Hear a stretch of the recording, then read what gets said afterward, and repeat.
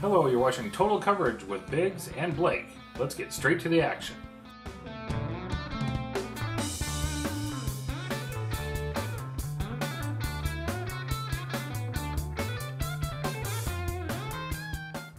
Welcome to the Library of the Week. This week we are featuring Cameron Whipple. And Cameron, what are you playing tonight? I am playing 5-color Mutilate. How did you do? I did 4 and 1. 4 and 1. So he did pretty well. We don't have the exact standings yet, so we don't know what place you got. But that's pretty good. That's pretty decent. I really like it. So let's talk a little bit about that. So what makes this 5-color Mutilate is 4 Mutilates, and 5 colors. And they're all swamps. They are all swamps, so they're all really good. So you're playing 4 Water Graves, 4 Blood Crypts, 4 Godless Shrines, 4 Overgrown Tombs, and then 1, 2, 3, 4, 5, 6, 7, 8 swamps. Yep. And 4 Mutilates. And then we're playing a plethora of Planeswalkers. Which one does the most work for you? I would actually say Leliana Veil does the most work. That may just be because she comes in the most matches and games. Right. And you have 4 of her. And that, yeah, she almost always comes in. Okay. She does the most work. Who's your favorite? Vraska. Why is Vraska your favorite? Because she's amazing. She's amazing. I love her for the fact that she has the -3, destroy target non-land permanent, and then her +1 usually ensures that they won't attack her until she's up high enough to do it again and live. Right. So it's just a constant destroy whatever I hate. So the creatures that you're playing, you have 4 Bloodline Keepers and 4 Vampire Night Owls. And Bloodline Keeper makes 2/2 black vampires, which does really well with Sorin. Yes. Right. So other than that, we're playing some removal spells. You have Tragic Slips. How do those work out? Those actually tend to work out fairly well because they can I usually use them turn 1, hit a mana dork, or hit any aggro creature that's a 1/1. Time walk your opponent. Yeah. Yeah. And then Devour Flesh? Works actually very well. The gain life for them is a little iffy sometimes, but typically if I'm casting it, I will cast Leliana next turn, or I cast Tragic Slip the turn before. It just kind of paces it out until I hit turn 4 where I can start the tempo. Sure. You have 2 copies of Slaughter Games in your main deck. What is that against? That is against everything. That's why I like it. So your opponent plays turn 1 taps, shock land, you have a Slaughter Games in your hand. You already know what you're going to name? Pretty much, just from the colors they play. That tends to work out fairly well. Right on. So, you're only playing like 4 of each color, of each off color of sorts. So you have Prophetic Prisms here to help you make your mana. Yeah. Which you already told me those work out really well. They work out very well. They just filter out, like, if I need a turn 3 Psychic Strike, I can easily do so. Slaughter Games, it's hard to hit sometimes on turn 4. Sure. So, Psychic Strike you just mentioned. I don't even know what this does. I gotta read it. Counter target spell, its controller puts the top 2 cards of his or her library into his or her library. Did you like it? I love it. The mill is optional. I don't really care about it. It just counters. It's a hard counter spell in black, which is very nice. And as far as I know, the only one. It would be nearly impossible for you to play Dissipate or it's almost or something like that. Yeah. And then the other card is you have one main deck representation. Yes, I do. A lot of flashback in this format. There's a lot of flashback. I went up against 2 Reanimator decks You did play 2 Reanimators. So it's something that I just felt needed to be in there. What do you think your worst matchup is game 1? Humanimator. That is the game that we're going to watch after we're done here. And he did get crushed. I got crushed. For that. The Graph through your Skate didn't matter at all? It did. And I screwed it up. Slaughter Games the wrong card after that, and it went out of nowhere from there. Yeah, Huntmasters kind of killed you. Yeah. All right, let's talk a little bit about your sideboard. Okay, so you just said that these 2 copies of Falcon Wrath are actually supposed to be in the main deck. After that last game, I had them sided out. They're supposed to be in main deck. Okay, so the main deck had an additional 2 Falcon Wrathers. That's all right. So we have 2 copies of Rakdos Returns. What are you bringing that in against? Pretty much nothing. It did almost. I was boarded in 1 one game. Did you draw it and play it? I played it once. Was it they good? had no cards in hand, and I did it for 5. Did you kill him? No, they were at 25. Oh my god. I really didn't do a whole lot for me. So you can go up to a total of 3 slaughter games in the main deck, Yeah. which happens quite often, I'm sure. Fairly often, yeah. You can go up to 3 copies of Sorin. Yep. What do you bring him against? Same thing with Rakdos Return. I didn't bring it in really at all. I always felt I should, but there was something else that I wanted to bring in over it. Sure. You can go up to 2 copies of Grafdigger's Cage. That's pretty straightforward. Yeah. We got 2 Sever the Bloodlines. I brought those in for the same thing the Grafdigger's Cage comes in for, which is Reanimator. Really trying to hate on that one. Exile their creature. Yeah. 2 Devour Flesh. You can go up to a total of 4 in the main deck. Yeah. It works very well against Boros right now because they tend to wheeze, and if you can get it off on turn 2, they're only gaining 1 life, and you'll slow down their battalion or anything else they're doing. Yeah, battalion is burning. So you can go up to a total of 4 Falcon Wrath Aristocrats in the main deck. What is that for? That was really just for that random 4 damage that I need to slide in sometimes, as well as it synergizes a little bit with my Bloodline Keeper. Sure. I'm not sure if I'll keep in 4, maybe 2. And replace that with something that I just enjoy more. So 2 copies of Dreadbore. Is that extra removal against creatures, or do you use it more against planeswalkers? It actually goes in against walkers. I didn't face any control tonight. If I had, I probably would have boarded it in. Right on. And then you got 3 copies of Duress. It's literally the exact same story. Just I didn't go against any control. If I had, I need to get rid of stuff that either counters my stuff or board wipes. Right on. And that's just something that helped me stop that. All right. Well, thanks for joining us, Cameron, and we're going to see you play against the Humanimator deck now. Oh, yay. It's a fun match to watch. You can The watch good me news is rock we the figured ball. out some tech for next week. Yeah. That's about it. All right. Let's see it. Okay, here we are with the game. We got Cameron on the right and Nils on the left. Blake, who's favored in this matchup? I think game 1, Nils is definitely favored.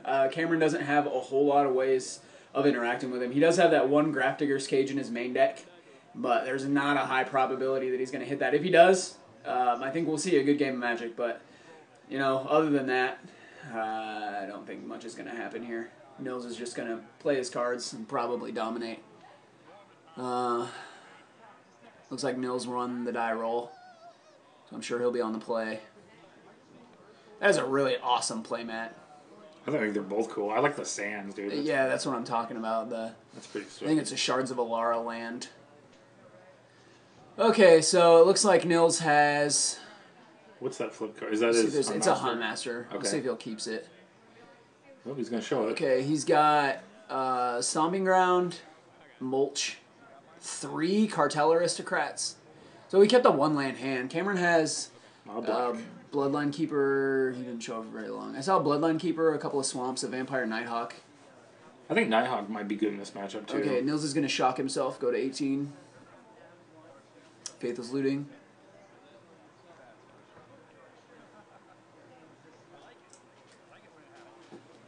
He draws an Unburial Rites and a 4th copy of Cartel Aristocrat. Oh my goodness. And passes the turn. Cameron draws a Devour Flesh. Plays a tapped Godless Shrine. Is Cameron behind right now? And says go. Cameron was behind before we ever started. Oh, poor Cameron. Oh, see, he's paying for keeping that 1-land hand. Cameron plays a 2nd land. He does have a Lily. I don't know if that's going to help Says him. go ahead. He's not drawing lands. He says go. Oh, boy. Cameron draws another Vampire Nighthawk. Oh, he's got his 3rd land, so what's he going to play? Liliana. He's going to play the Nighthawk. Okay. Would you have played the Lily? I think I probably would have played the Liliana the Veil. Yeah. He doesn't have any lands. Let's start him discarding those cards. Maybe we'll get something relevant. I think that's what I would have done, too. Just, Yeah. just keep I think we went 4 turns now without a land from Nils. It was on our Lily, I think he drew. Yeah, he's playing 4 Lilianas. I think that's a little excessive, but there's the other Vampire. He's going to swing in for 2, so that'll take Nils to 16. And I'll take Cameron up to 22.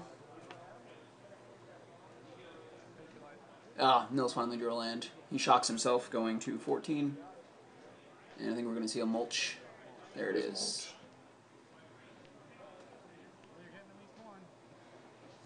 He's taking both lands, which is what you need to do. He still doesn't have a white source, so he can't flash back that Unburial Rights yet. And he has to discard more cards.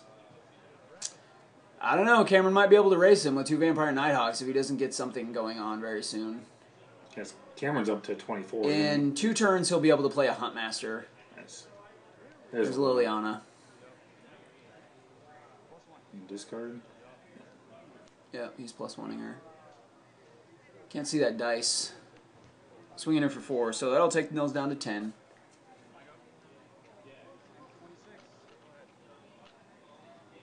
There we go.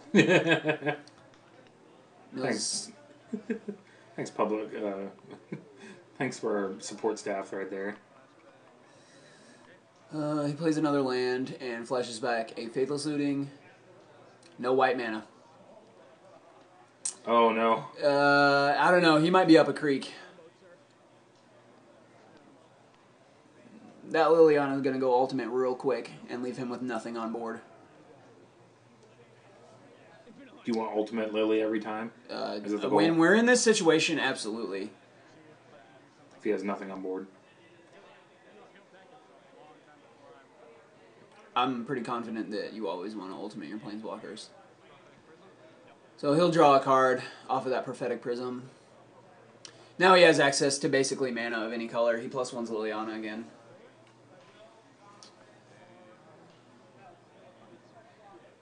I do like that technique of having your opponent show first what they're discarding. Is that preferred, or is that like tournament? Or technically, you should both be showing at the same time. But okay. He still doesn't have white mana. Poor Nils. What's wrong, Nils? Is he looking to flashbacks now? Okay. No, he doesn't have anything in his graveyard to flashback. I don't think he had 1 Faithless Looting. Is that a Farseek though, or am I dreaming? He does have a Farseek. Okay. Okay. There You know what I really like about this deck is that Nils's deck is that even if you have to abandon the Unburial Rights plan in situations like this, you can just play your humans. Huntmaster of the Fells is a card. Yeah. You don't need to reanimate or go infinite with them. So he has white mana now. Next turn we're going to see an Unburial Rights in combo. And I guess we'll get to the combo here in a second, right? At this point, I don't think there is a whole lot that Cameron can do about it.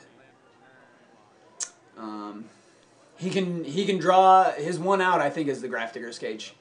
He could rip the Grafdigger's Cage off the top and just end this game right now. He did not. He drew another Vampire Nighthawk.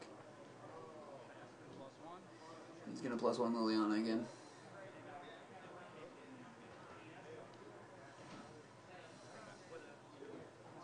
Okay, I guess he just chose we want to discard and then okay.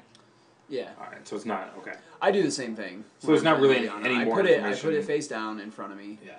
They should be shown at the same time. He's controlling 3 Vampire Nighthawks now.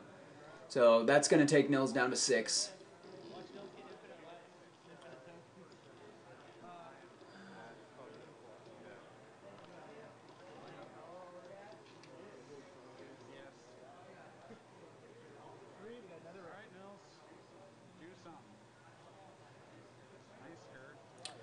So we're going to see combo now. Okay, Blake, walk us through the combo as easily and as slowly as you can. So what he's going to do is he's going to put Angel of Glory's Rise into play with the Unburial Rights. What that does is reanimate every single human that's in his graveyard. So he has Cartel Aristocrat, he has Cathedral Sanctifier, he has Huntmaster of the Fells, and the other key card to the combo is Fiend Hunter. So he brings back the Fiend Hunter and exiles his own Angel of Glory's Rise with it. So where's the Fiend Hunter? Or he hasn't brought it back yet. Oh, okay. We'll wait till we get to that step. So he just gained 2 life and then 2 more. Got a wolf token. Now he's going to bring back the Fiend Hunters. Looks like the first one is going to take one of the Vampire Nighthawks. And poor Cameron's just trying to think what he can do, right? And take another Vampire Nighthawk. I think he had 3 Fiend Hunters. Holy so okay, nuts. the third Fiend Hunter is going to exile his Angel of Glory's Rise. Now what he's going to do is, Cartel Aristocrat says, sacrifice a creature. Cartel Aristocrat gains protection from the color of your choice until the end of turn. So he's going to sacrifice all of his humans, starting with the Huntmaster and the Cathedral Sanctifier, to the Cartel Aristocrat. Preferably, in this matchup, I suppose, giving the Cartel Aristocrat protection from black. And then he's going to sack his Fiend Hunter that's exiling the Angel of Glory's Rise. So the Angel of Glory's Rise will return and then bring back all of the humans that he just sacrificed. So he can continue doing this infinite times. Sack the Huntmaster, sack the Fiend Hunter, bring back the Huntmaster. Bring back the Fiend Hunter, exile the Angel, sack the Fiend Hunter. He just does it infinite times. He gains infinite life and he gets infinite 2/2 wolf. Excuse me. He gains infinite life and gets infinite 2/2 wolf tokens. And what can Cameron do at this point? I don't really think that Cameron has a suitable answer. You have to be proactive when you're playing against this deck. Once he gets his combo and starts comboing you, there's just nothing that you can do about it. So this is a pretty classic combo deck where it's pretty much impossible to stop a combo. Yeah, well, no, there are certain things that you can do. When he targets his Angel of Glory's Rise with the Fiend Hunter's trigger, you can Searing Spear the Fiend Hunter with the trigger on the stack, and this will leave his Angel of Glory's Rise permanently exiled. So he's going to bring back all of the humans. The Angel's trigger still goes on the stack. He's going to bring back all of his humans, but then he can't go infinite because he can't return the Angel of Glory's Rise. At the same token, what he can do is take his other Fiend Hunters and exile the Vampire Nighthawks, for example, and put the triggers on the stack and sack his Fiend Hunters so that the vampires are permanently exiled. Okay, so we saw an ult from Lily there, and the two piles that Cameron chose were lands and creatures. Nils chose to keep his creatures, and then Cameron scooped. So, was that probably not the best ultimate of Lily? Or would it have been easier? He had to do it. Oh, okay. All right, I guess we're gonna go game 2. I don't really see the point in Cameron choosing to keep all of his creatures and not sack the lands. I mean, sack all the lands and not the creatures. He could have just sacked his creatures and then brought them all back again. Oh. You know what I mean? Because just combo them again. It's fine. Okay, we'll go to game 2. Okay, here we are with the board. Cameron is putting in a Grafdigger's Cage, a Slaughter Games, 2 Sever the Bloodlines, and a Devour the Flesh. I somewhat disagree with what he's doing. The Devour Flesh I don't really think does anything. He's taking out 2 Falcon Wraths and 3 Sorens or 2 Sorens and 2 Veraskas. I don't really think that the Devour Flesh is going to do anything. I think that he's trying to overcompensate because, you know, this deck is very, very powerful. The Grafdigger's Cages are they are what they are. Unless Nils has some way to destroy an artifact, he's going to lose to that card, or at least, I take that back. He's not necessarily going to lose because this deck doesn't need to play Reanimator. It can just go into human aggro mode. But would you have brought in like 4 Grafdigger Cages if you had them? No. No, just 1? No, 2 is fine. 2? Yeah, the 1 copy of Slaughter Games I think is really good because if he does go into that mode, he can do something like, I'll name Huntmaster of the Fells. Like, say he plays, early Grafdigger's Cage and he's sitting on the Slaughter Games, he can just play the Slaughter Games. You don't have to worry about Unburial Rites anymore. You don't have to worry about the Angel anymore because creatures can't enter the battlefield from the graveyard. So you just name Huntmaster of the Fells, and then Nils basically has no way to kill you. Because Huntmaster at that point is house. That's what he's doing. Huntmaster is a card, and he's going to turn sideways with it. So, I didn't see what Nils was bringing in. I did see a Slaughter Games, and I think that probably comes out of the sideboard because I'm pretty sure that Nils is playing the stock Brad Nelson list.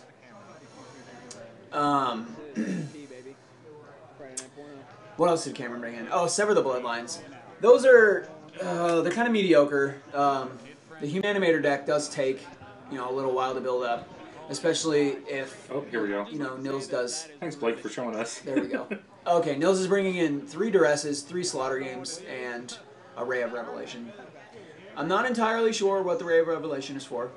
I don't think that.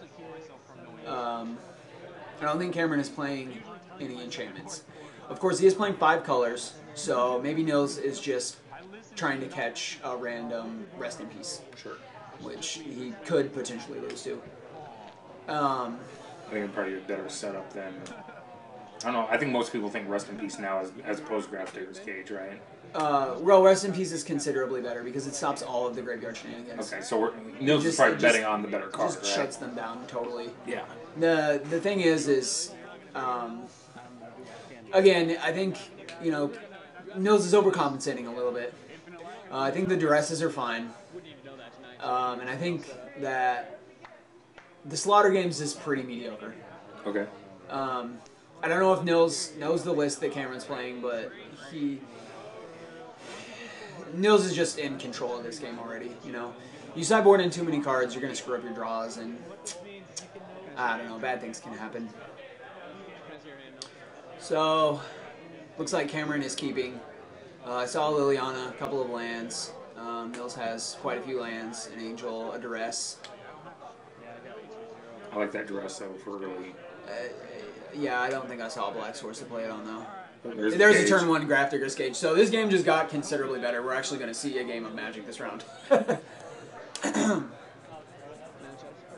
So everything in Cameron's hand just got way better. The Liliana in particular is going to be really, really good. So this is what this deck does. He says, all right, well, I can't play combo now, so I am just going to beat him. So he's just going to play humans. He plays Cavern on Human, plays a Cathedral Sanctifier, goes up to 22. We're going to see a Prophetic Prism.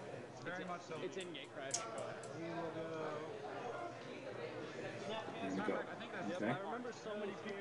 So is Nils just going to start beating in now? I mean, is that all you can really do? That's what I would do. Okay. He plays a tapped land, puts it back in his hand, and plays a different tapped land. That's fine. This is a low-level tournament. He comes in for 1, taking Nils down to 19. Cameron down 19. Or Cameron. I apologize. Cameron shocks himself, going to 17. He's got to get an answer. He's going to play Liliana. That is fine. Sure. And with the cage in play, everything's exiled, correct? Or is it... No, Gravedigger's Cage says players can't play spells from their graveyards. Got it. Or can't cast instants or sorceries from their graveyards. Or no, actually what it says is players can't play spells with flashback from their graveyard. and Nils just had to bury everything there. Yeah. No land. And then it says creatures can't enter the battlefield from graveyards. Oh, we did take the Hunmaster, looks like. That's a salvage, right? Yes, Grizzly Salvage does say creature or land. So, I'm pretty sure that that Cameron just ripped a Slaughter Games off of the top. Nice. And he's gonna float red. Slaughter Games. See, all he has to do is name Huntmaster of the Fells, and he just wins. What? He's going after Angel, looks like. He named Angel! No! Oh, why did he do that? I think he's just scared of getting... The Angel can't do anything. Sure, sure. The Angel officially says, Wrath of God, all zombies, and I'm a 4/6 flyer. Oh, maybe he just made a gut call. Nils has, I think, 3 Huntmaster of the Fells in his hands? 2. He's got 2 Huntmasters, a Fiend Hunter, a Duress, and a Cartel Aristocrat, so... Thankfully, Cameron didn't take out any of his Mutilates. Mm-hmm. Maybe that's why he's thinking that he could deal with the Huntmasters. Oh, I would have named Huntmaster of the Fells. I'm not even scared of that Angel. I've got Vampire Nighthawk. Mm-hmm. Another one Aristocrat. Okay. Yeah, he plus 1 Liliana. Yeah. Nils is going to shock himself. He has all of his colors, so... Maybe this won't be as good of a game as Magic as I thought it was going to be.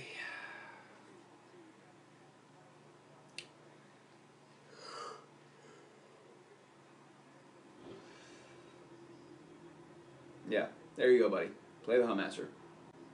Value. Is Cameron scratching his head right now, or is he just going like, oh, I can deal with that? I don't know. Tell Huntmaster flips. He has a Sever the Bloodline in his hand. Oh, okay.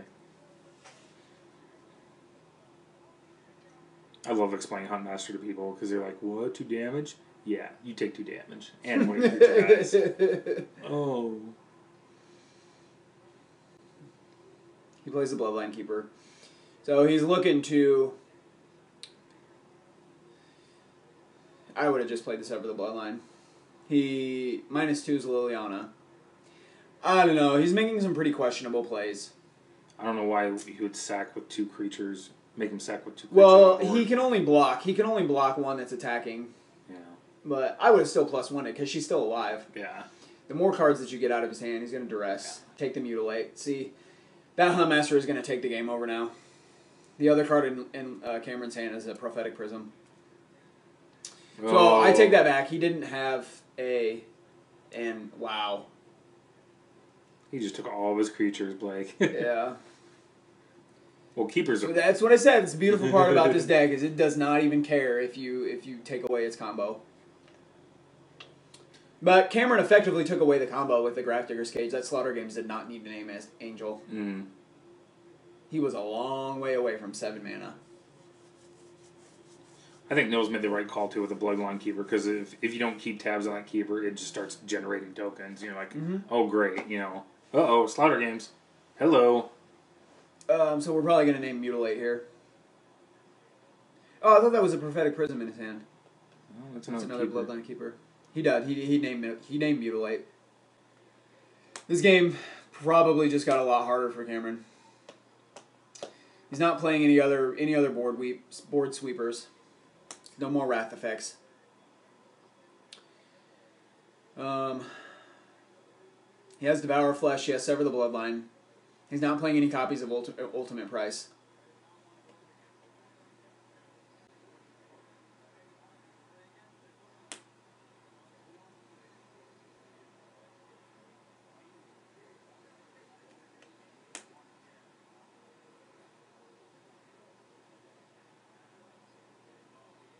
So he's going to get in for 3, and that'll knock Cameron down to 13. 10, excuse me.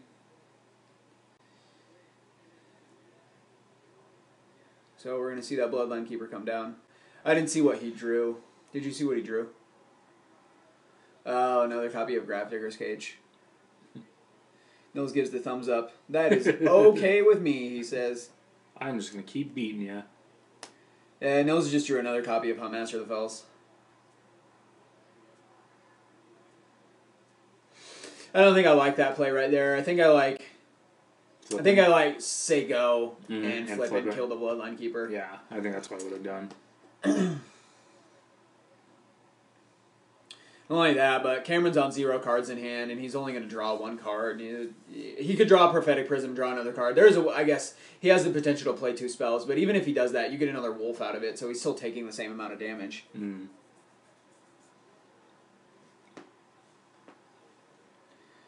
So let's see what he drew. It's something that costs 4.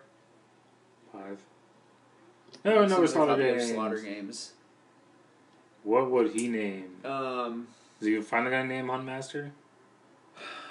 At this point, he names Fiend Hunter. It's probably a decent play.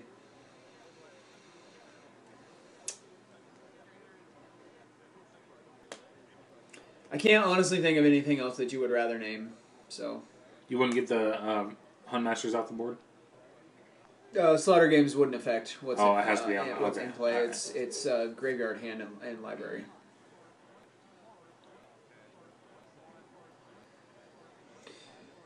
Well, this is unfortunate. This Humanimator deck is really good.